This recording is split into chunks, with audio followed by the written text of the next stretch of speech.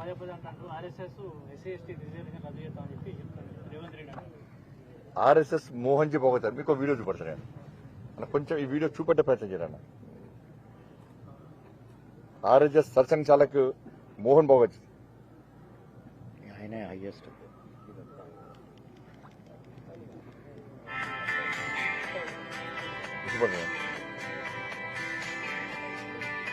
దానిలో పాల్గొనడానికి రావడం జరిగింది.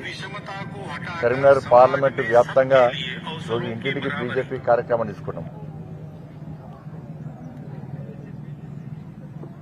5 సంవత్సరాల కాల వ్యవధిలో కరీంనగర్ పార్లమెంట్లో మేము చేసినటువంటి అభివృద్ధి,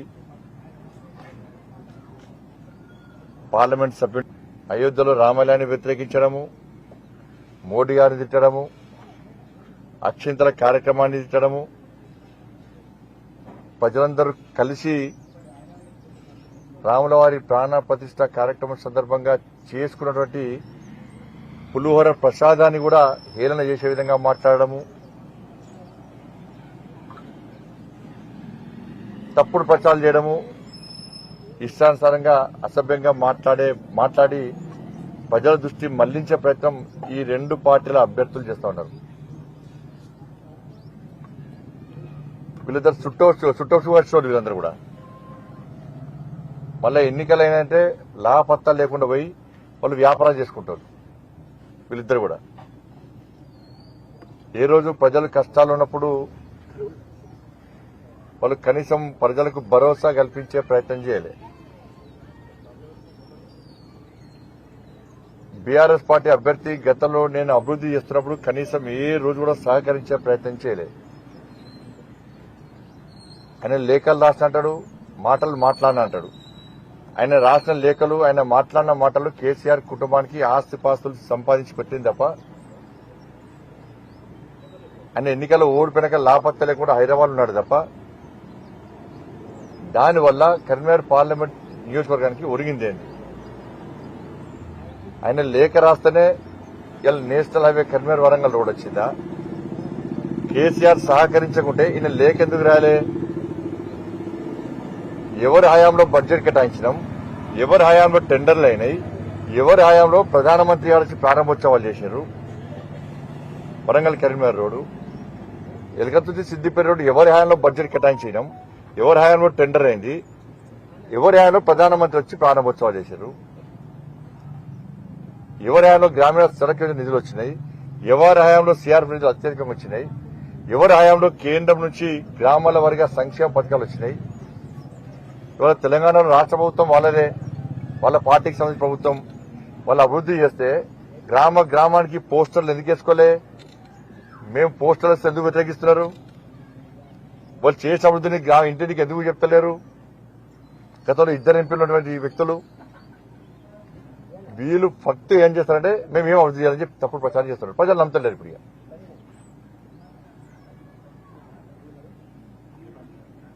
బీఆర్ఎస్ పార్టీ అభ్యర్థి పక్కన నాన్ లోకల్, ఆయన ఈ ప్రాంతం మీద సౌతి ప్రేమ చూపెట్టింది. ఆయన అందుకే కేంద్రం ఇచ్చిన నిధులు దారి మళ్లిస్తే కూడా ఏ రోజు లేఖలు ఏ రోజు మాట్లాడలే. కేంద్రం నేషనల్ హైవేస్ ఇస్తే కూడా రాష్ట్ర ప్రభుత్వం సహకరించలే. ఈయన ఎప్పుడు లేఖ రాలే, ఈయన ఎప్పుడు మాట్లాడలే. ప్రజలు ఇబ్బంది పడే సమస్యలు అనేక ఉన్నప్పుడు కూడా ఈయన ఎప్పుడు లేఖ రాలే, ఎప్పుడు మాట్లాడలే. ఎందుకంటే ఈ ప్రాంతం మీద ఆయనకు ప్రేమ లేదు. ఏదో ఎంపీ గెలవాలి, వాళ్ళ వ్యాపారాలు నడవాలి, ఇంకా వ్యాపారాలు చేసుకుని ఎక్కువ సంపాదించుకోవాలి, నేను బాగుపడాలి, కేసీఆర్ కుటుంబం బాగుపడాలి, భూములు కబ్జా చేయాలి, ఆస్తులు సంపాదించుకోవాలని చెప్పి ఆలోచన తప్ప ఆయనకి ఏ రోజు సోయలేదు. ఆయన అమ్మతో 5 సంవత్సరాలు ఎప్పుడు మాట్లాడలేదు. మరి ఆయన అభివృద్ధి చేస్తే గతంలో పార్లమెంట్ సభ్యునిగా పోటీ చేసేటప్పుడు 98,000 మెజార్టీతో నేట్ల గెలిచిన ఆయన ఎట్లా ఓడిపోయాడు? ఆ పార్లమెంట్ ఎన్నికల సందర్భంగా, గతంలో పార్లమెంట్ ఎన్నికల సందర్భంగా ఆయన చేసిన అభివృద్ధి అని చెప్పి ఎందుకు ప్రచారం చేసుకోలేకపోయాడు? ఈ నేషనల్ హైవేల గురించి ఎందుకు మాట్లాడలేకపోయాడు? ఆర్వీఓ గురించి ఎందుకు మాట్లాడలేకపోయాడు? గ్రామాల్లో రోడ్ల గురించి ఎందుకు మాట్లాడలేకపోయాడు? ఇప్పుడు కేసీఆర్ ఈ గ్రామానికి నిధులు ఇచ్చాను ఎందుకు చెప్పుకోలేకపోయాడు? ఏమి చేయలేదు కాబట్టి, ఏమి ఇయ్యలేదు కాబట్టి అని చెప్పుకోలేకపోయాడు. ఇలా రైతులు నష్టపోయారు, అకాల వర్షాలు నష్టపోయారు. లేక ఎందుకు రాలేనే? ఈ కరీంనగర్ పార్లమెంట్ నియోజకవర్గంలో యువత ఉద్యోగాలు కూడా ఇబ్బంది పడ్డారు. ఇంటికో ఉద్యోగం ఇస్తున్న కేసీఆర్కి ఎందుకు లేఖ రాయలేకపోయాడు? ఇక్కడ పోడు భూముల సమస్యలతో ఈ ప్రాంతాల ప్రజలు ఇబ్బంది పడుతున్నారు. ఈయన లేఖ ఎందుకు రాయలేకపోయాడు? 317 జీవో వల్ల ఉద్యోగులు ఉపాధ్యాయులు ఇబ్బంది పడ్డారు. కేసీఆర్కి ఎందుకు లేఖ రాయలేకపోయాడు? ఆర్టీసీ కార్మికులు ఇబ్బంది పడ్డారు. ఈయన లేఖ ఎందుకు రాయలేకపోయారు? గ్రామ పంచాయతీ సిబ్బంది కానీ అవుట్ సోర్సింగ్ సిబ్బంది ఇబ్బంది పడ్డారు. ఈయన లేఖ ఎందుకు రాయలేకపోయాడు? అప్పుడు చేతులు రాలే నాకు, వాళ్ళ సమస్యలు పట్టించుకోలేనే. ఓడిపోయినాక పైసలు సంపాదించుకోవాలి, గెలిస్తే సంపాదించుకున్న పైసలు ఇంకా రెట్టింపు చేసుకోవాలి. వీళ్ళ ప్లాన్ అది. ఇక కాంగ్రెస్ పార్టీ ఆయన ఎవరు మీకు తెలుసా అని చెప్పారు. ఈ ప్రజలు పక్కన మీకు తెలుసా? ఇక్కడ మీడియా మిత్రులకు మీ కెమెరాలకు తెలుసా? ఆయన అంటే కాంగ్రెస్ పార్టీ కార్యకర్తలకు తెలుసా? టికెట్ ఎట్లా వచ్చింది, ఏ రూపకంగా వచ్చింది అని చెప్పి కాంగ్రెస్ పార్టీ కార్యకర్తలే ఇలా విస్మయాన్ని వ్యక్తం చేస్తున్నారు. పాపం కాంగ్రెస్ పార్టీ నాయకులేమో రాహుల్ గాంధీని ప్రధానమంత్రి చేద్దామనుకుంటే పని ఇక్కడ కాంగ్రెస్ పార్టీ అభ్యర్థి రాహుల్ గాంధీని ముఖ్యమంత్రి చేద్దామనుకుంటారు. పాపం ఆయన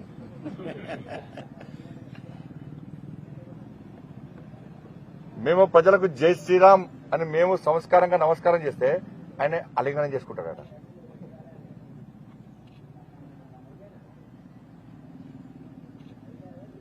ఆయన ఏం మాడుతున్నా నాకు అర్థమవుతలేదు.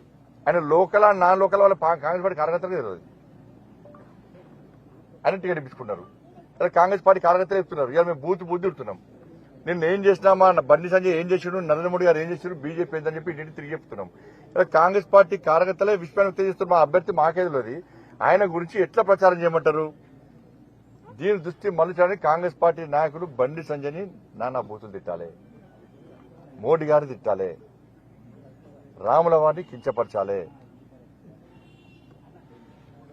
ఇతర మతాలకు సంబంధించినటువంటి వ్యక్తులను తీసుకొచ్చి కాంగ్రెస్ పార్టీ ఇలా రాముల వారిని తిట్టించే ప్రయత్నం చేస్తున్నది, రాముల వారిని కించపరిచే ప్రయత్నం చేస్తున్నది, రామ భక్తులను హేళన చేసే ప్రయత్నం కాంగ్రెస్ పార్టీ చేస్తున్నది. కానీ ఫస్ట్ 2 సంవత్సరాలు కోవిడ్ తో పోయినప్పుడు కూడా 3 సంవత్సరాల్లో 12,000 కోట్ల రూపాయలకు పైగా నిధులు తీసుకొచ్చిన వ్యక్తిని నేను. ప్రజలు ఓటేస్తే ఆ ఓటుకు విలువ తీసుకొచ్చిన వ్యక్తిని నేను. అనేక పోరాటం చేసి నేను అధ్యక్షుడు ఉన్నప్పుడు 109 కేసులు మీదేసుకుని 2 సార్లు జైలు పోయిన వ్యక్తి నేను. ఇప్పుడు నా అభ్యర్థులు ఏ రోజున ప్రజా సమస్యల మీద ఈ 10 సంవత్సరాలు 5 సంవత్సరాల కాలంలో ఎప్పుడైనా జైలు పోయినరా? పోటీ చేస్తున్న అభ్యర్థులు, వాళ్ళు సమర్థించే వ్యక్తులు కానీ ఎప్పుడైనా ఈ ఇద్దరు అభ్యర్థులు కానీ వాళ్ళు సమర్థించే వ్యక్తులు వాళ్ళ మీద ప్రజా సమస్యలు ఫైట్ చేస్తే ఎప్పుడైనా కేసులు అయిన వాళ్ళ మీద ఇద్దరి మీద రోడ్డుకెక్కి ఆందోళన చేసినరా? ఏం చేయలే. మేము ఒకటే డిమాండ్ చేస్తున్నాం. బీఆర్ఎస్ పార్టీ పరిస్థితి అయిపోయింది. బీఆర్ఎస్ పార్టీ ఎవ్వరు పడుచుకోడు. కాంగ్రెస్ పార్టీ 6 గ్యారెంటీలు అమలు చేసిందా? ఎందుకు అమలు చేస్తారు? 2,500 రూపాయలు మహిళలకు ఇస్తానని ఇచ్చిండ్రా, 4 రూపాయలు ఆసరా పెన్షన్ ఇస్తానని ఇచ్చిండ్రా, తులం బంగారం మహిళలకు ఇస్తున్నారు, 100 రూపాయలు ఇచ్చిండ్రా, 100 రోజుల పాటు స్కూటీలు కొనిస్తున్నారు, విద్యార్థులకు కొనిచ్చిండ్రా, 15,000 రూపాయలు రైతు భరోసా మీద రైతులకు కౌలులకు ఇస్తున్నారు, అకౌంట్లో వేసిరా 100 రోజుల పాట, 12,000 రూపాయలు రైతుకు పైసలు ఇస్తున్నారు, 100 లోపల ఇచ్చిరా, 500 రూపాయలు బోనస్ ఇచ్చి తరుగు తాలు తేమ లేకుండా పంట కొంటున్నారు, 100 రూపాయలు కొన్నరా, 2 లక్షల రూపాయలు రుణమాఫీ 100 రూపాయలు చేస్తున్నారు, చేసిండ్రా, విద్యార్థులకు 5 లక్షల రూపాయలు భరోసా కార్డు ఇస్తున్నారు, ఇచ్చిరా, ఇల్లు జాగా లేని పేదలకు 5 లక్షల రూపాయలు ఇస్తున్నారు, ఇచ్చిరా 100 రోజుల పాట. వాటి గురించి మాట్లాడితే ఆ దృష్టి మళ్లించడానికి ఇదంతా ప్లాన్ ప్రకారం తప్పుడు ప్రచారిస్తారు. ప్రజలకు కావాల్సింది మీరు 6 గ్యారెంటీలు ఇస్తారంటే మీకు శాసనసభ ఎన్నికలు ఓటేసారు, 6 గ్యారెంటీలు అమలు చేయాలి. కాబట్టి నరేంద్ర మోడీ ప్రధానమంత్రిగా ఉంటేనే ఇలా గ్రామాలు అభివృద్ధి జరుగుతుంది, మాకు న్యాయం జరుగుతుంది, మా సంక్షేమ ఫలాలు ఇది కంటిన్యూస్ గా కొనసాగుతాయని చెప్పి ప్రజలు ఆలోచిస్తారు. కాబట్టి ఇలా బీజేపీకి భారతీయ జనతా పార్టీకి మోడీ గారికి ప్రజలు మద్దతు ఇస్తున్నారు. ఇది మేం చెప్పడమే కాదు, ఆ పార్టీ మీ సింబల్ మిగిలిన సర్పంచులు వార్డు వారు ప్రజాప్రతినిధులే స్పష్టంగా ప్రచారం చేస్తున్నారు. మమ్మల్ని మొత్తం బీఆర్ఎస్ పార్టీ బర్బాద్ చేసింది, కాంగ్రెస్ పార్టీ ఇచ్చిన హామీ నెరవేర్చక మమ్మల్ని ఇంకా బర్బాద్ చేస్తున్నది, మోడీ గారు ప్రధానమంత్రి అయితేనే మనకు న్యాయం జరుగుతుందని చెప్పి ప్రజాప్రతినిధులే కాంగ్రెస్ పార్టీ ప్రజాప్రతినిధులు చెప్తా ఉన్నారు. అందుకే కరీంనగర్ పార్లమెంట్ లో కాంగ్రెస్ బీఆర్ఎస్ పార్టీ కార్యకర్తలు కూడా అందరూ జెండాలు పక్కబెట్టి ఇలా ఇక్కడ బండి సంజయ్ గెలవాలి, అక్కడ నరేంద్ర మోడీ ప్రధానమంత్రి కావాలని చెప్పి ఎజెండాగా ముందుకు సాగుతా ఉన్నారు. కాబట్టి ఇవన్నీ ఇక్కడ జరుగుతూ ఉన్నాయి. కాంగ్రెస్ పార్టీ అంతా ద్వంద్వ విధానాలే. ఇలా జై శ్రీరామ్, జై భారత్, జై మోడీ నుంచి ప్రజల దృష్టి మళ్లించడానికి కాంగ్రెస్ పార్టీ రిజర్వేషన్ల ప్రక్రియను పైన తీసుకొచ్చి ప్రజలను తప్పుదారి పట్టించే ప్రయత్నం చేస్తున్నది. ఒకటే నేను అప్పీల్ చేస్తున్నా, పార్టీలు ఏవైనప్పుడు కూడా పేద ప్రజల భవిష్యత్తుతో ఆటలాడుకోవద్దు, పేద ప్రజల ఆత్మస్థైర్యం దెబ్బతీయద్దు.